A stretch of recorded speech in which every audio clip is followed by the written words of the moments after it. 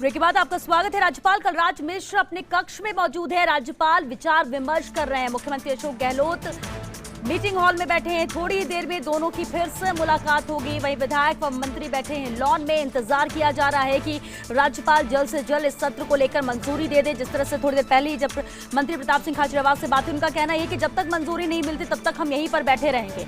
इससे पहले मुख्यमंत्री अशोक गहलोत राज्यपाल कलराज मिश्र की मुलाकात हुई थी। इसके बाद वो विधायकों के बीच में भी पहुंचे थे। उन्होंने कहा था कि विचार विमर्श की अभी जरूरत है, थोड़ा वक्त इस मामले को लेकर चाहिए।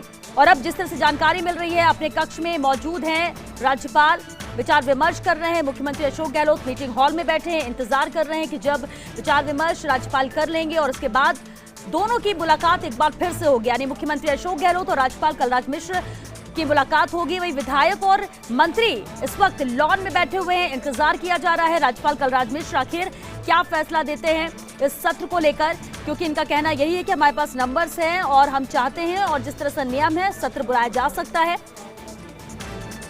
मुख्यमंत्री अशोक गहलोत फिलहाल मीटिंग हॉल में मौजूद हैं। इंतजार राज्यपाल का कर रहे हैं। राज्यपाल अपने कक्ष में मौजूद है। राज्यपाल कलराज मिश्र इस वक्त विचार विमर्श कर रहे हैं और उसके बाद थोड़ी देर बाद एक बार फिर से मुलाकात होगी मुख्यमंत्री अशोक गहलोत और राज्यपाल कलराज मिश्र की। वही विधायक और मंत्री लॉन में बैठे हुए हैं।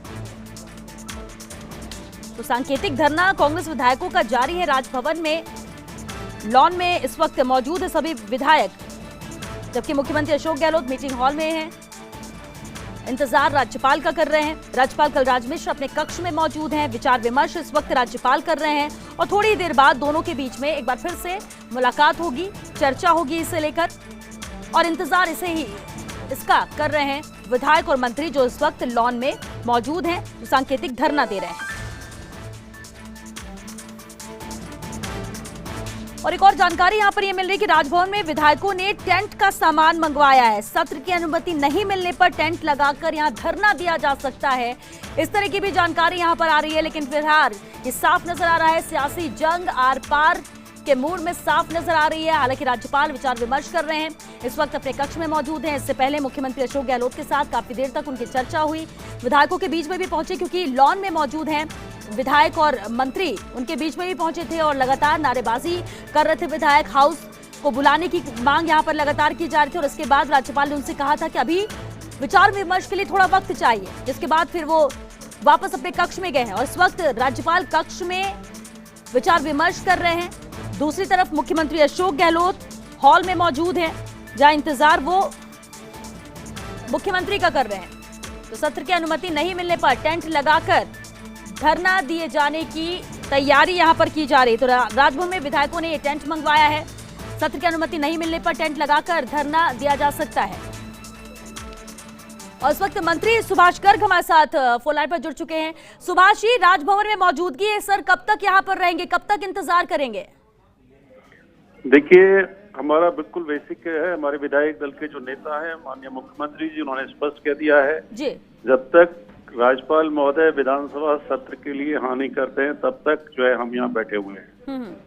और ये बड़ा दुर्भाग्यपूर्ण स्थिति है कि एक तरफ तो बीजेपी कहती है कि अल्पमत में आ गई सरकार और दूसरी तरफ खुद आगे होकर के कांग्रेस सरकार ने कहा है कि हम विधानसभा सत्र बुलाना चाहते हैं।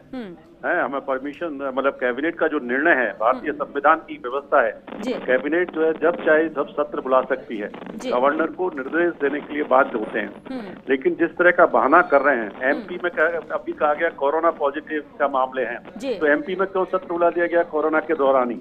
पांडिचेरी में विधानसभा चल रही है, गोवा में विधानसभा चल रही है। तो एक हम ये अपेक्षा रखते हैं गवर्नर साहब से कि जो भारतीय संविधान के रक्षा करने के लिए प्रमुख के रूप में इनकी नियुक्ति होती है, और हम सबने एकजुट होकर के मांग की है कि जब हम स्वयं सरकार आगे होकर के एक पूरी देश की जनता को संदेश दे रही है कि हम बिल्कुल, हमारी सरकार मजबूत है, बहुमत हमारे साथ है, सत्र हम बुलाना चाहते हैं, और गवर्नर साहब एक केंद्र सरकार के निशाने पर, उनके इशारे पर जो है काम कर रहे हैं जी। तो मैं समझता हूँ ये भारतीय लोकतंत्र के लिए बड़ी एक ऐसी संकटपूर्ण स्थिति है जिसको इस देश की जनता, इस प्रदेश की जनता कभी माफ नहीं करेगी।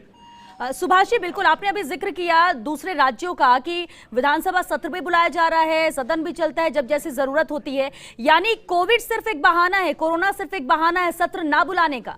ये कोई वजह नहीं बनती? आपने देखा होगा, मैं माननीय न्यायपालिका का बहुत सम्मान करता हूँ जी, और जिस तरह से एक नोटिस को लेकर के जिस तरह से चीजों को किया गया है, ये सब देश की जनता देख रही है और मैं समझता हूँ इस जनता से बड़ा कोई नहीं है इस देश में।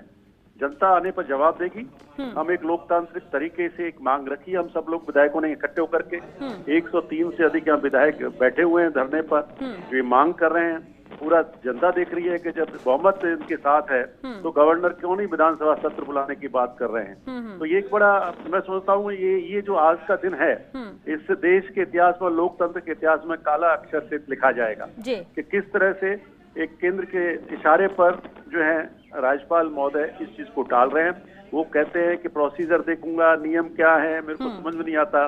कैबिनेट के निर्णय के लिए जो है गवर्नर मानने के लिए बात है और मैं समझता हूँ समय रहते भगवान सद्बुद्धि दे इनको और समय रहते हुए इनको सद्बुद्धि आए और निर्देश दें कि विधानसभा का सत्र आहूत कर किया जाए। स्पीकर को उनको निर्देश देने चाहिए। जी, सुभाष जी, ये शुरुआत खरीद फरोख्त से हुई थी राज्यसभा चुनाव के दौरान। इसके बाद आज स्थिति सत्ता को लेकर ये हो गई है कि राजभवन पहुंच के विधायकों को धरने पर बैठना पड़ रहा है। आप लोग बार बार ये कह रहे थे कि इस षड्यंत्र के पीछे बीजेपी है। बीजेपी फ्लोर टेस्ट के लिए तो नहीं कह रही है, जब उनसे सवाल भी किया गया, और साथ ही ये कह रही थी कि आपके पास नंबर्स नहीं है। लेकिन आज राजभवन पहुंचकर और ये जो विधायकों की परेड हुई, इससे तो साफ होता है कि नंबर्स आपके पास है, कॉन्फिडेंट आप हैं इसे लेकर, इसलिए सब विधायक पहुंच गए कि सत्र को बुलाया जाए। लेकिन अगर राज्यपाल ऐसा निर्णय नहीं लेते हैं तो क्या आप लोग यहीं पर मौजूद रहेंगे, यहीं पर सांकेतिक धरना जारी रहेगा? जो हमारे नेता हैं मुख्यमंत्री अशोक गहलोत जी है, और जो हाईकमांड के निर्णय के अनुसार जो काम हो रहा है, जब तक उनका जो निर्णय है वो हम सबको मान्य है। उनको निर्णय के लिए अधिकृत किया हुआ है, कैबिनेट ने उनको अधिकृत कर दिया है सब कार्यों के लिए, ठीक है। तो उस रूप में हम ये जो निर्णय है उसी हिसाब से लिया जाएगा। लेकिन मैं आपके माध्यम से देश की जनता को, प्रदेश की जनता को जरूर कहना चाहूंगा, ऐसा कभी भी लोकतंत्र में सरकारें आती हैं जाती हैं, केंद्र में सरकार कभी किसी की होती है, राज्यों में किसी की होती है, लेकिन इस तरह से नंगा नाच लोकतंत्र में कभी नहीं देखा गया कि एक तरफ तो बीजेपी के लोग और दूसरे लोग जो हमारा मुझसे कह रहे थे सरकार अल्पमत में है। जब सरकार स्वयं आगे आकर के ये मांग कर रही है कि विधानसभा का सत्र बुलाया जाए और विधानसभा ही एक ऐसा वो है जगह जहाँ ये तय किया जा सकता है, अब उसमें जो है राज्यपाल जो है सत्र बुलाने की परमिशन नहीं दे रहे हैं, तो आप समझते हैं कि मंशा स्पष्ट रूप से मुझे लगती है कि इस राज्य में राष्ट्रपति शासन लगाना चाहते हैं। मैं जो महसूस करता हूँ इस तरह की परिस्थितियां ये पैदा करना चाहते हैं कि राज्य में राष्ट्रपति शासन जो है थोप दिया जाए।